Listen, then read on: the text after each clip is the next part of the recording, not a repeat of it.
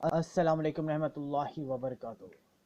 روزہ تاریخ کے آئینے میں روزہ یعنی کھانے پینے سے خود کو روک لینا ایک ایسا آفاقی عمل ہے جو مشرق سے مغرب تک کی تمام تہذیبوں میں پایا جاتا ہے۔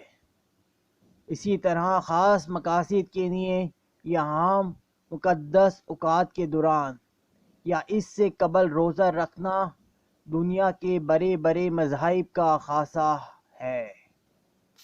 عزیزان، سیدنا آدم علیہ السلام ہر قمری مہینے کے 13ویں، 14ویں اور 15ویں تاریخ کو روزہ رکھتے تھے۔ چنانچہ آدم ثانی سیدنا نوح علیہ السلام بھی اسی روایت پر عمل پیرا تھے۔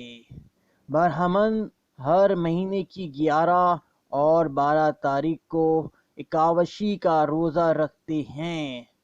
ہندوؤں میں نئے اور پورے چاند کے دنوں میں بھی روزہ رکھنے کا رواج ہے، جبکہ کفارے اور نذر کے طور پر بھی روزہ رکھنے کی ترغیب دی جاتی ہے۔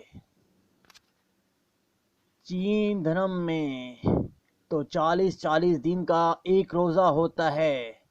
خوشگوار زندگی اپنانے کے لیے بدھ مت کے ہاں جو 13 عمل ہیں، ان میں ایک روزہ رکھنا بھی ہے۔ نئے اور پرانے چاند کے دنوں کے علاوہ بدھ مت کے پیشواؤں پر ہر مہینے کی 14، 15، 29 اور 30 تاریخ کو جزوی روزہ رکھنا لازم ہوتا ہے۔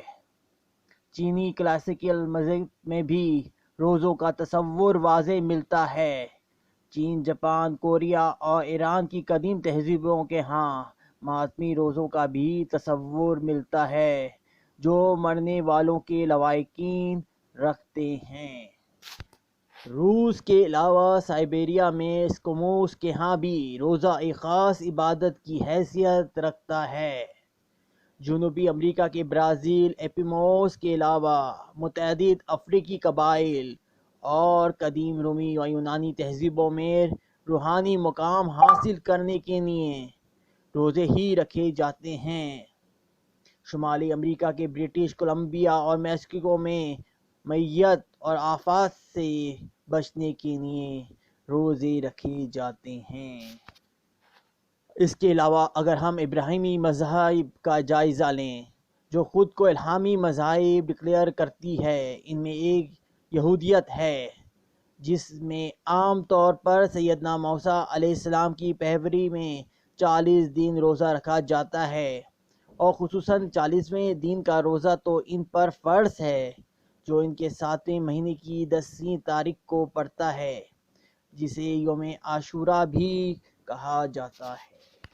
اسی دن سیدنا موسیٰ علیہ السلام کو توریت کے 10 احکام ملے تھے۔